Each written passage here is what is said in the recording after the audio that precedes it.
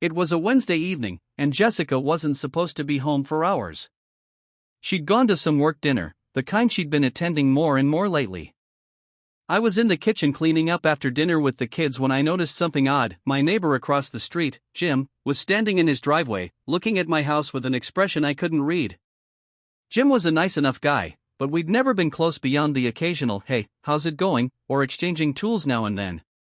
This look was different, like he was torn between saying something or walking away. Before I could think much of it, Jim walked up to my porch and knocked. I wiped my hands on a towel and opened the door, surprised to see him shifting from foot to foot. He hesitated, glancing back at his house like he might turn around, but then he looked me dead in the eye. "Hey, Dan, can I talk to you for a sec?" "Sure," I said, caught off guard by his tone. He was nervous, almost guilty, even. I stepped outside, closing the door so the kids wouldn't hear. Jim ran a hand through his hair. "Listen, I don't know how to say this without it sounding wrong. I'm not trying to cause problems or anything, but, well," he trailed off, looking uncomfortable. "I saw Jessica last night," he finally said, almost whispering. That didn't sound strange to me at first. Jessica was always on the go, especially with work ramping up lately. But I could tell there was more to it. "Yeah? So?"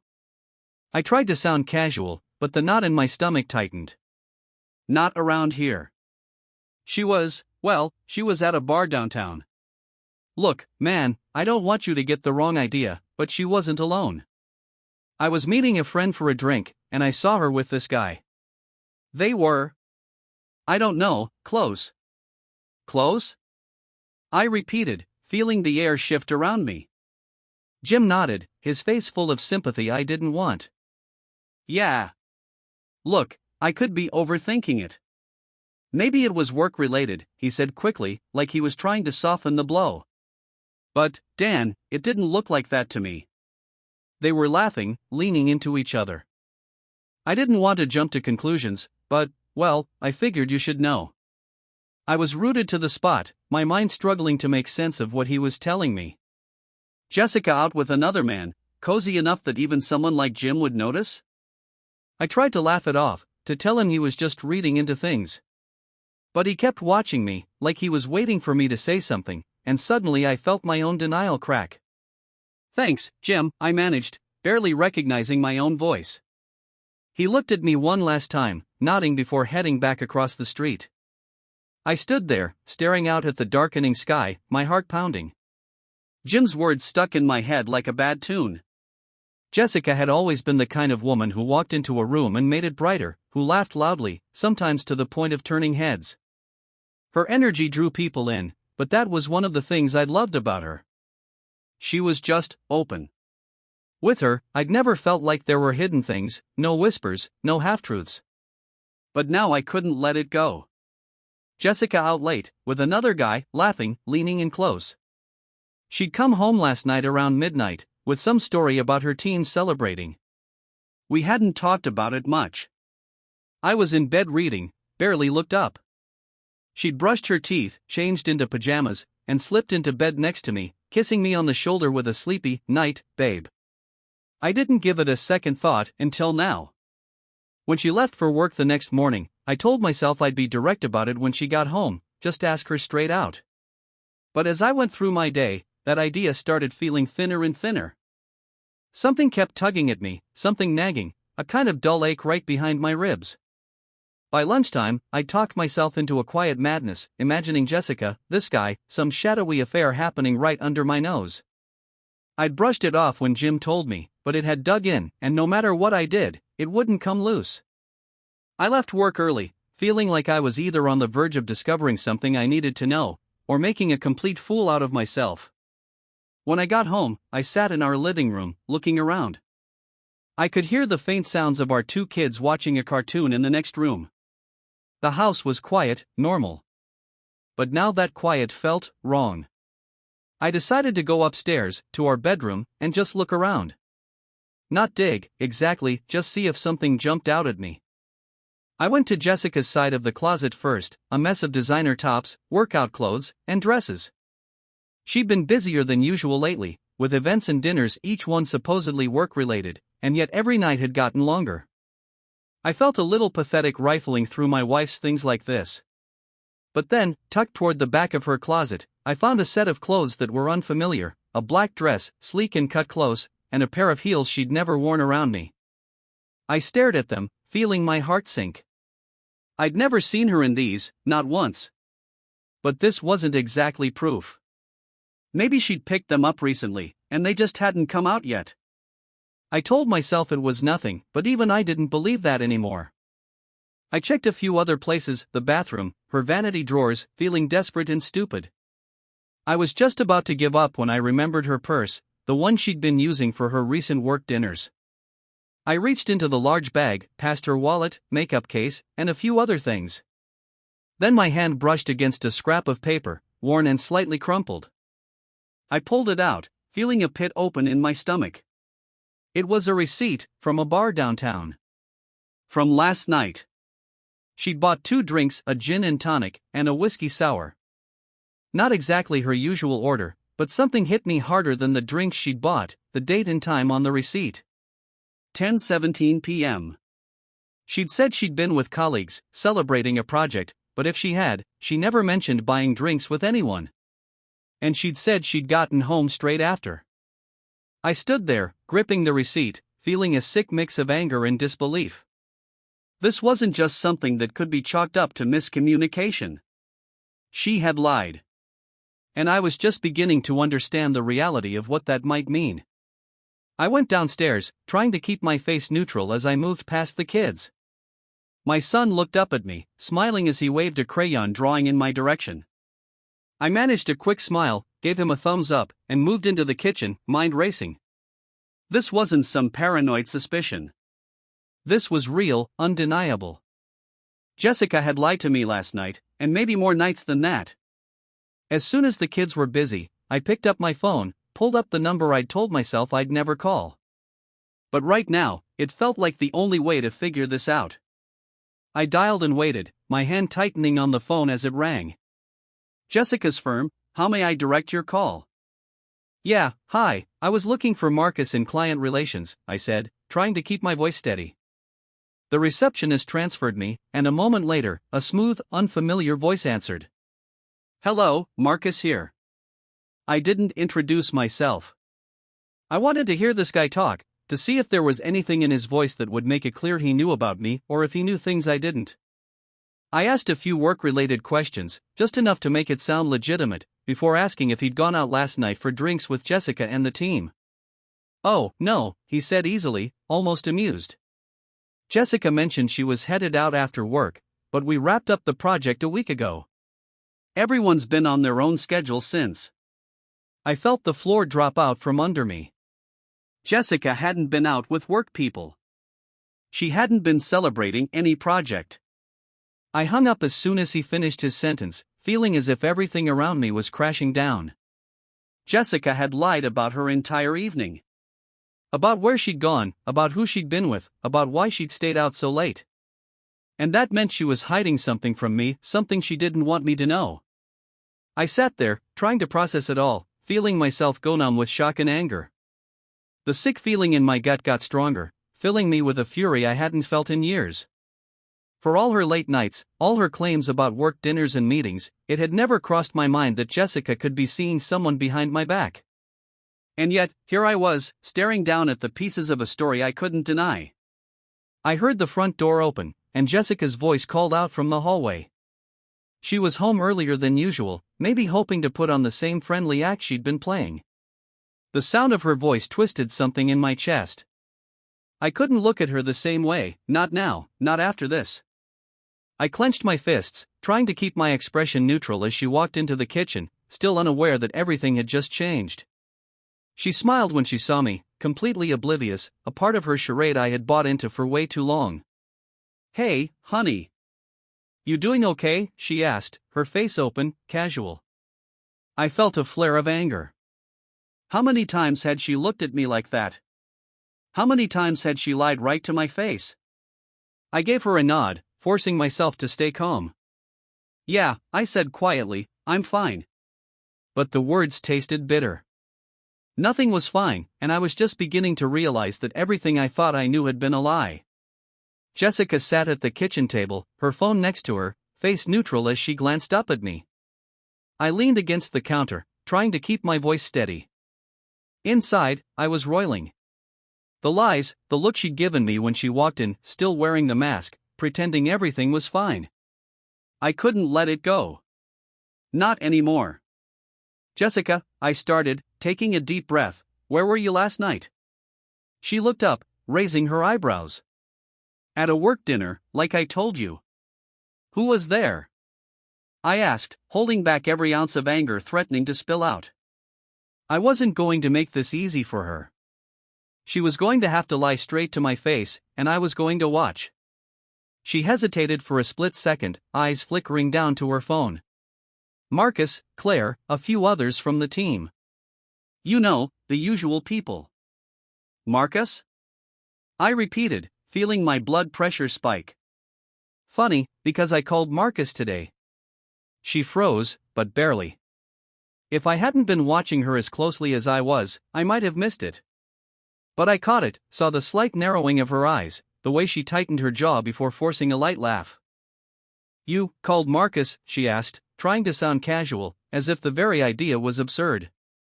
But I could see the tension building in her. Yeah. Wanted to congratulate him on the project. He seemed confused when I asked about the celebration dinner last night. I crossed my arms, feeling the anger surge, but holding it back.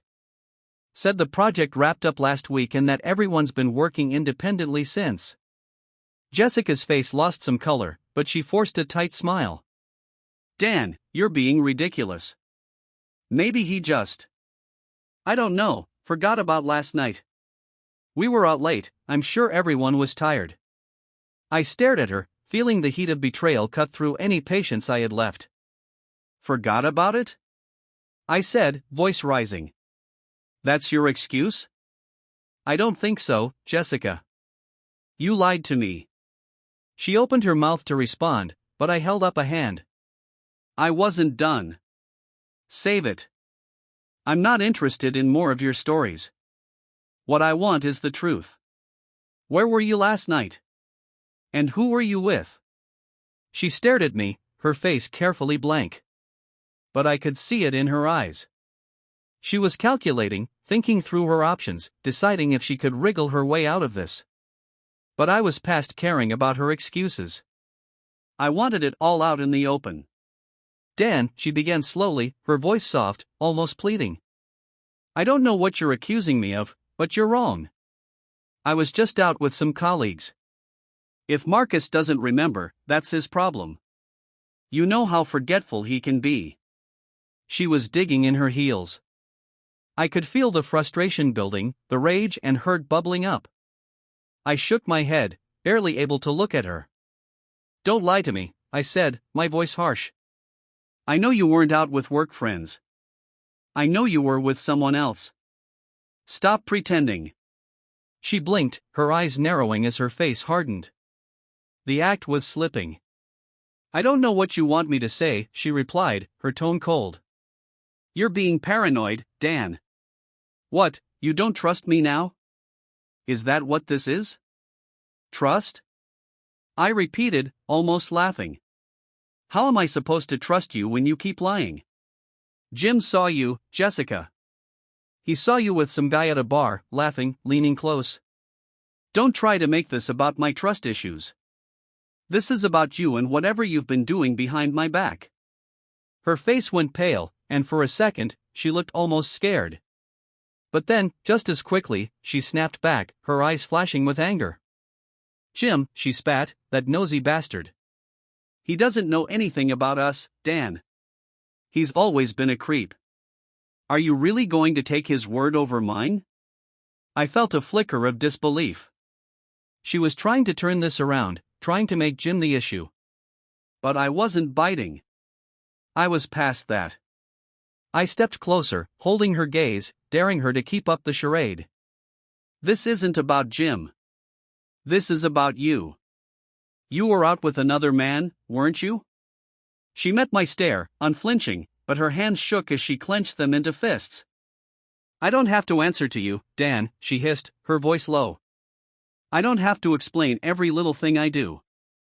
Every little thing? I shot back. You think sneaking around with another guy is just a little thing? You think lying to my face, night after night, is something I should just ignore? No, Jessica, you do owe me an answer. So start talking. For a moment, we just stared at each other, locked in a standoff. I could see the gears turning in her mind, the way her expression hardened as she realized she wasn't going to talk her way out of this. But then, finally, she exhaled, her shoulders slumping as if she'd just decided to give up. Fine, she said, her voice flat. You want the truth? Yes, I went out with someone else. It wasn't work-related. Happy now? I felt my stomach turn, a cold, sick feeling spreading through me. I'd expected this answer, deep down, but hearing her say it out loud was like a punch to the gut. How long? I managed to ask, my voice barely more than a whisper. She shrugged, crossing her arms defensively. What does it matter? It matters to me, I said, feeling my anger rising again. I have a right to know. How long, Jessica? She rolled her eyes, as if the question itself was beneath her. A few months. Not that it's any of your business.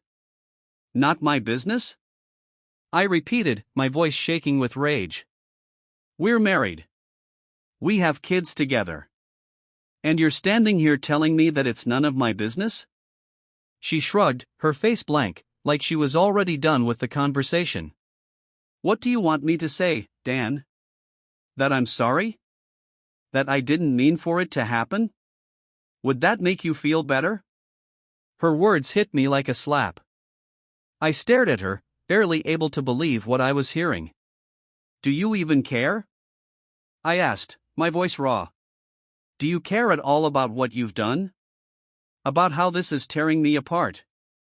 She looked away, her mouth set in a thin line. Look, I didn't come home and confess because I knew how you'd react. I knew you'd blow this out of proportion, act like it was the end of the world. Because it is the end of the world, Jessica. I shouted, unable to hold back any longer. You lied to me. You betrayed me. How am I supposed to just move on from that? She shrugged again, her face still blank, as if she'd already decided that this conversation didn't matter. I don't know, Dan. Maybe you can't. Maybe you're just too rigid, too stuck in your own idea of what our marriage should be. Too rigid? I repeated, feeling my hands shake with the effort to hold myself back. I'm the one who's stuck. You're the one who threw everything away for what, Jessica? For some fling? For a few nights out? She stared at me, her eyes hard. I needed something different. I don't know, a break. Something outside of this routine. You've been so focused on work, the kids, all the boring things, Dan. I wanted something for me. I couldn't believe what I was hearing. My entire world was collapsing around me, and she was standing there, acting like she was the victim. Acting like I was the one who'd somehow driven her to this. So it's my fault, I said, my voice low, barely holding back the fury bubbling inside me. You're saying you cheated because I wasn't enough for you. She hesitated, her face flickering with something that looked almost like guilt. But then she shook her head, her eyes cold. Maybe you weren't. Maybe I just needed something more. I felt the final pieces of my life fall apart, the trust, the love, everything we'd built, crumbling to dust. And she didn't care. She was standing there, staring at me, telling me I wasn't enough. Telling me that I'd never been enough. I took a step back, feeling my whole body go cold, numb. We're done, Jessica, I said, my voice barely more than a whisper. Whatever we had, it's over. For a moment, she looked almost surprised, as if she hadn't expected me to go that far. But then her face hardened again, and she shrugged. Fine, she said. Maybe that's for the best. I turned and walked away, feeling the weight of her betrayal settle over me, crushing, suffocating. This was the end of everything we'd built together, and all because she couldn't be honest. The next day, I took off from work. I needed time alone to think, to plan. And as I replayed Jessica's indifferent attitude, her excuses, her sneers, it was like fuel to a fire I couldn't put out. She hadn't just cheated, she'd been so unbothered about the entire thing, as if her lies and betrayal were some trivial mistake, like forgetting to buy milk. I knew right then that I wasn't going to let this slide. Jessica wasn't going to walk away without consequences. She could shrug off my anger and avoid any guilt for herself, but I was going to make sure that didn't last. So I spent the morning making calls, setting things in motion. I contacted a lawyer, someone known for being ruthless, and told him I needed a plan to protect myself and I wanted to keep everything. The house, my assets, my kids' future. Jessica was going to be left with nothing. Then, I moved on to the practical details. I'd let her get comfortable with her little fantasy, her secret life. I had to play along, act calm, like I'd come to terms with it. In the meantime, I'd put my plan into motion, right under her nose. I'd lay out the facts for everyone to see. I wanted her to feel the humiliation, the same disregard she'd shown me, to hit her when she least expected it. Over the next couple of days, I started gathering everything I needed.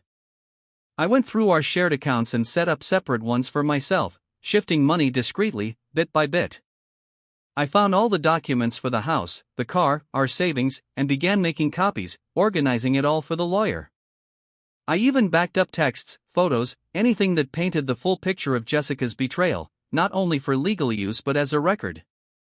I didn't want her slipping out of this by playing victim. I knew I had to be calculated and quick.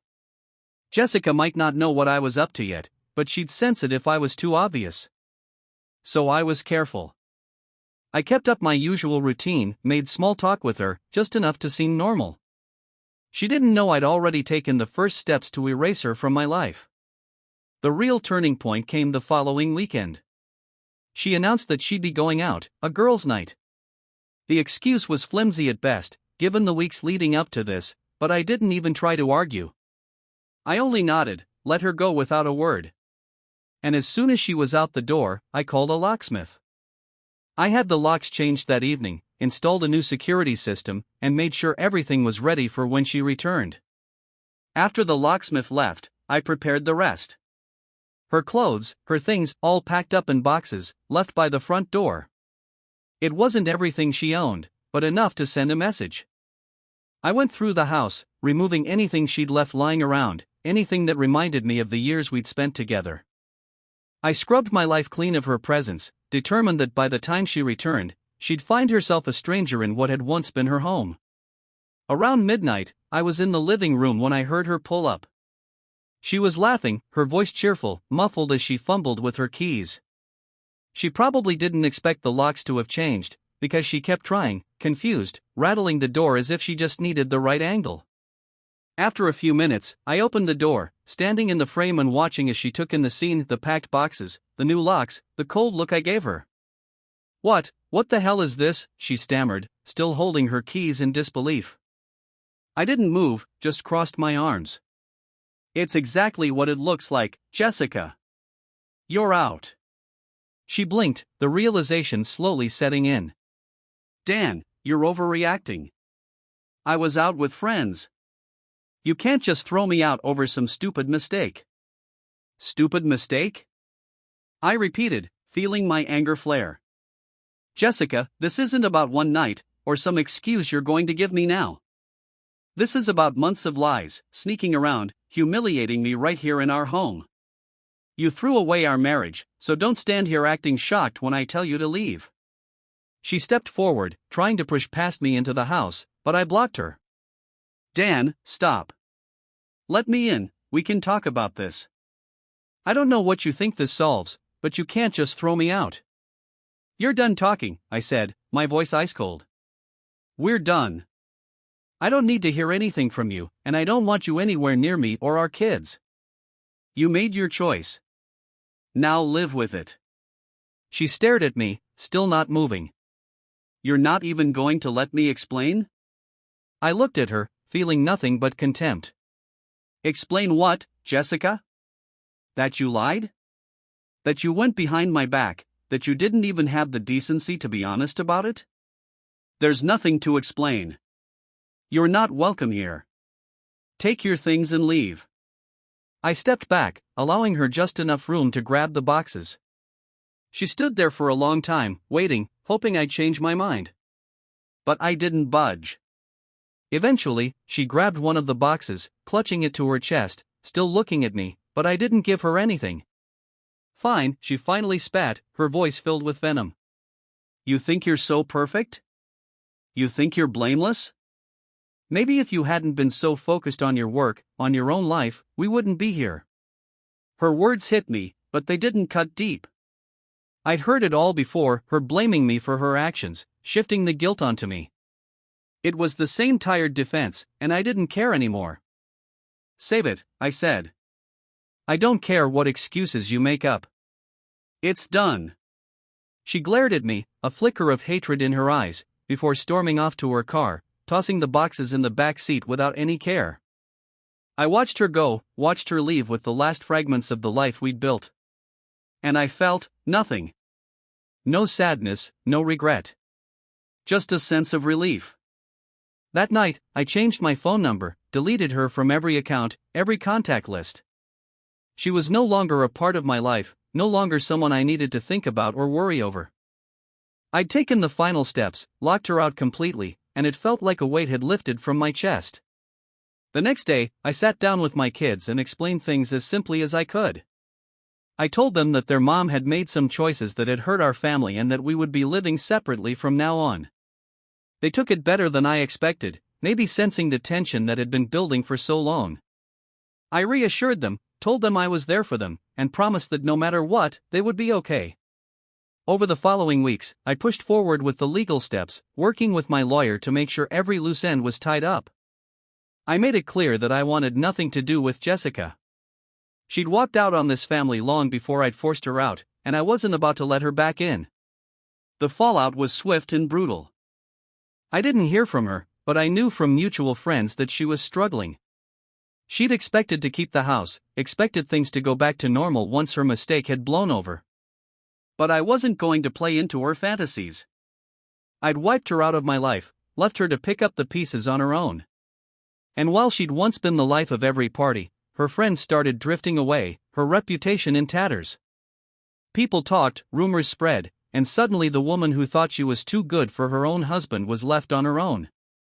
She tried reaching out, sending me a few messages, calling from blocked numbers, but I never responded. She was a ghost to me now, and I was fine with it. For the first time in years, I felt free, unburdened by her lies, her betrayal. I'd taken back control, reclaimed my life from the wreckage she'd tried to leave behind. And as I moved on, focusing on my kids, my own happiness, I knew that she would have to live with the consequences of her choices. Jessica was gone from my life, and I didn't look back. I was done letting her mistakes weigh me down. She'd tried to ruin everything I'd built, but in the end, she was the one left to face the emptiness alone. And I had no sympathy left to give. Jessica had tried to reach me half a dozen times in the days after I threw her out. First it was texts, then emails, then calls from a blocked number. I ignored every attempt, ready to leave her as a closed chapter in my life. I figured she'd just disappear, give up, accept that the door was closed. But she didn't. And eventually, one of her messages got through to me not because of what she said, but because she'd gone to the one place she knew would matter. It was the middle of the day when I got the call. I was at work, distracted with the usual routine, finally settling into a new normal. My phone buzzed, a number I didn't recognize. I was about to ignore it, but something made me answer. Dan, a voice said on the other end, tentative, shaky. It took me a second to realize who it was. Not Jessica, but her mother. I hadn't spoken to her in years. She'd moved a few hours away after her husband passed, and Jessica usually handled any family communications. Her voice cracked slightly as she spoke. I know you probably don't want to hear from me, she said, her words careful, but Jessica's here. She's a mess, Dan. I don't know what happened between you two, but she's been here for days, crying, refusing to eat. She said you won't talk to her, that you changed the locks. She asked me to call you. Just to see if you'd consider talking to her, for the kid's sake. I leaned back in my chair, gripping my phone tightly. I'd cut Jessica off, walked away without a second thought, and the idea that she'd be holed up at her mom's house, falling apart over this, hadn't crossed my mind. Not that it changed anything, but still, hearing it from her mother, someone who'd watched us go from dating to married to parents, it hit me in a way that made my stomach twist. Why should I? I finally said, my voice low.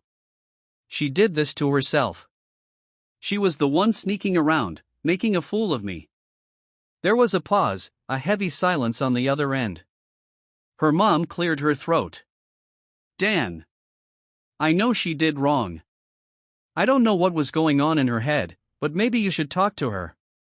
For closure, if nothing else. Part of me wanted to hang up right then, tell her it was too late for any kind of conversation. But her mother's words lingered, and I realized I had a choice.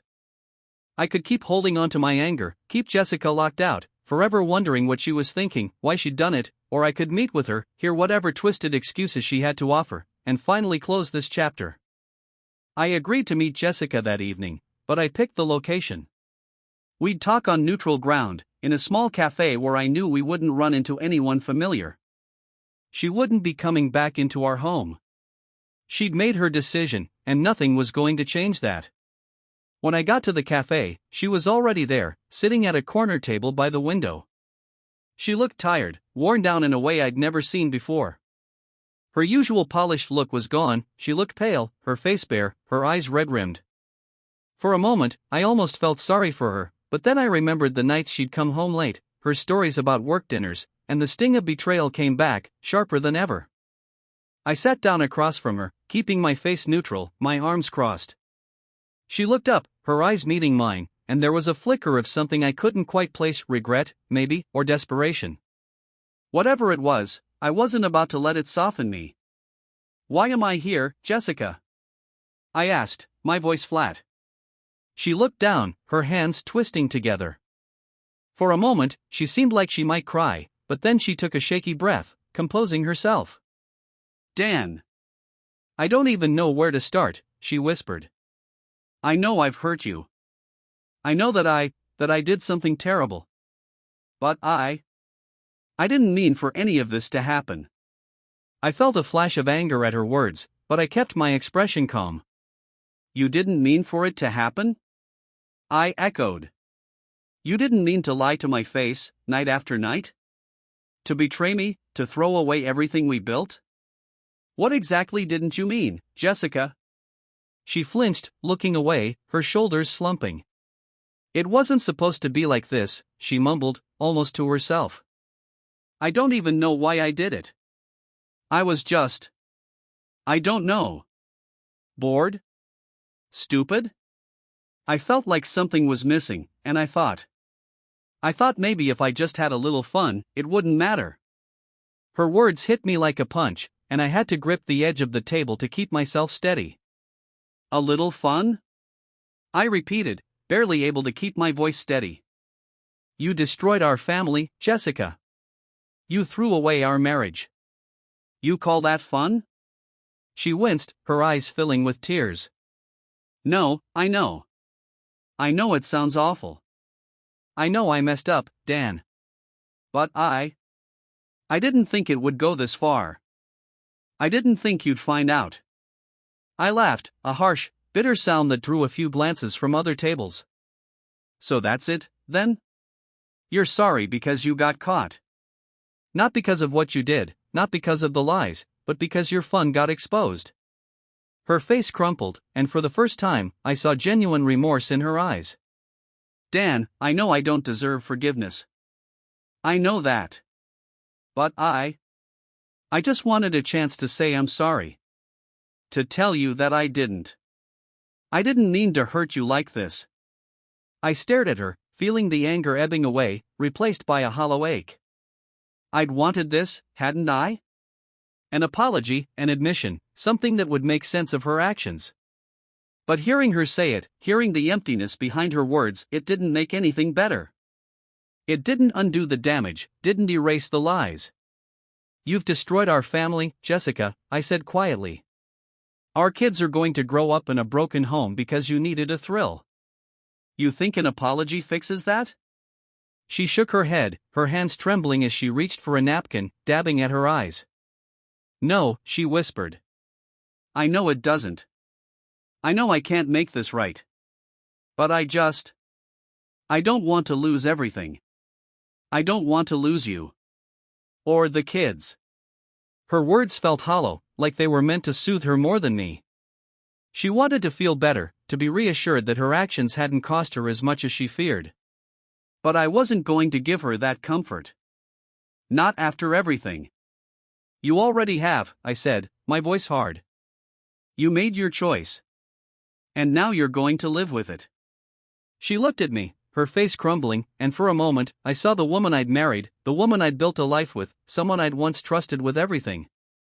But that woman was gone, replaced by someone I barely recognized. What about the kids? She asked, her voice barely a whisper. They need both of us, Dan. We could try to work something out. For their sake. I shook my head. They need stability, Jessica. Not lies, not excuses. They need a parent they can trust. I'll make sure they're taken care of, that they're okay. But I'm not going to pretend this can be fixed. She stared at me, a look of desperation in her eyes. Dan, please, don't do this. I'll change, I'll do anything. I can't do this alone. I took a deep breath, feeling the weight of her words, the sadness creeping in, mingling with the anger. For a moment, I almost felt sorry for her. Almost. You should have thought of that before, I said, standing up. You made your choice, Jessica. And now you're going to have to live with it. I turned and walked out, feeling the cool night air hit me as I stepped outside. She didn't follow me, didn't try to stop me. I'd said what I needed to say, and I knew I wouldn't look back. The days following that final conversation with Jessica were quieter than I expected. The house, though a little emptier, didn't feel as hollow as I thought it would. Maybe I'd already grieved the loss of the relationship, accepted that the woman I'd loved wasn't who I thought she was. After that talk at the cafe, everything settled, the last piece falling into place. She'd said her apologies, but they felt small against the mess she'd made of our family. All that was left was to start rebuilding. My lawyer moved quickly with the paperwork. I'd outlined everything clearly. I wasn't interested in revenge, well, not anymore. The night I'd thrown her out, changed the locks, it was about sending a message. I wanted her to know the depth of the pain she'd caused, to feel even a sliver of the betrayal I'd been living with since the night I'd found out. But now, I was ready to close that door. Every day, I went through the steps of moving on. There were 1,000 practical things to do, finalizing the divorce, setting up a new routine with the kids, explaining to them as much as they could understand without weighing them down with adult issues. I saw Jessica twice at our lawyer's office, where we went over the terms. She looked defeated, tired, a shell of the woman who once walked with such confidence. She didn't argue about custody or the division of assets. She signed where she was supposed to, barely saying a word. A week later, it was official. My marriage of 7 years had ended with a signature and a handshake. I expected some kind of closure, a sense of relief, but what I felt was more like finality. There was nothing dramatic about the end, nothing to mark it as a significant moment. It was just over, like the closing of a chapter, and now I was left with a blank page. The kids took it as well as I could have hoped. They were young, but they sensed the change. I told them simply that Mom and Dad were going to live in different houses, but that we both loved them and that they would see us both often. They asked a few questions, mostly about what their rooms would be like, whether the dog would go with them to Jessica's apartment. I kept my answers steady, reassured them, told them the truth as best as I could. They seemed to accept it, adjusting quickly, maybe better than I was. After the divorce, Jessica stayed in touch with the kids, and I made sure they spent weekends with her, even if I wasn't thrilled about it. I kept my feelings out of it. Whatever else had happened, she was still their mother, and they deserved to have her in their lives without the weight of my anger pressing down on them. The first month passed in a blur. I went back to work, threw myself into my job, took the kids out on weekends, made an effort to fill their days with normalcy. And gradually, the routine settled in. I found myself waking up without that constant ache in my chest, without that feeling of betrayal gnawing at me. I started going to the gym, picking up a few new hobbies I'd always wanted to try but never made time for. The pain of losing Jessica faded, replaced by something lighter, the start of a new version of my life. One night, a few months after the divorce, I got a call from her out of the blue. I didn't recognize the number at first. It wasn't her usual cell phone, maybe a new line she'd gotten since we'd parted ways. I almost didn't pick up, but something made me press accept. "Dan," she said, her voice tentative, soft. I could tell from her tone that this wasn't about the kids, or any logistical issue. This was something else. "What is it, Jessica?" I replied, keeping my tone neutral. There was a pause, a silence filled with something that felt like regret. I wanted to check in. To see how you're doing. I was taken aback. We hadn't had any personal conversation since that final meeting at the cafe. And I wasn't interested in rekindling old wounds. But something about her voice made me pause, let her speak. "I'm doing fine," I said, after a moment. "Moving forward, getting on with things. And the kids are doing well too. They've adjusted." She sighed, a sound filled with a kind of longing I didn't recognize. "I'm glad to hear that. I was afraid I'd ruined everything for them." Her words hit me in an odd way. Maybe there was still a part of her that cared, that wanted some kind of forgiveness, if only for herself. I didn't hate her, not anymore, but forgiveness wasn't something I could give her, not in the way she wanted. "They'll be fine," I replied. "They're strong kids. Resilient. And they have a stable home with me." I kept the last sentence neutral, but it was still a reminder things were different now. She wasn't part of that stable home. "Dan. I just want you to know that I'm sorry," she said, her voice barely above a whisper. "I know it doesn't make up for what I did, but I really am sorry." There was silence, and I waited, letting her words sink in. It was the closest she'd come to a genuine apology, the kind that felt like it was meant for me, not just her own sense of guilt. "I appreciate you saying that, Jessica," I said slowly, feeling the weight of everything lift, just a little. "But it doesn't change anything. We're not going back to the way things were. That part of my life is over." She didn't respond for a while, and when she finally did, her voice was small, almost sad. "I know, Dan. I didn't expect it to. I needed to tell you." "Okay," I said, not unkindly. And then, after a pause, "Goodbye, Jessica." "Goodbye, Dan," she said, and the line clicked off, leaving me alone in the quiet of the night. That was the last time I heard from her. The kids continued to visit, spend time with her, but our paths didn't cross again. My anger faded into something closer to indifference, a dull ache that eventually disappeared as the weeks went by. I found myself happier than I'd been in years.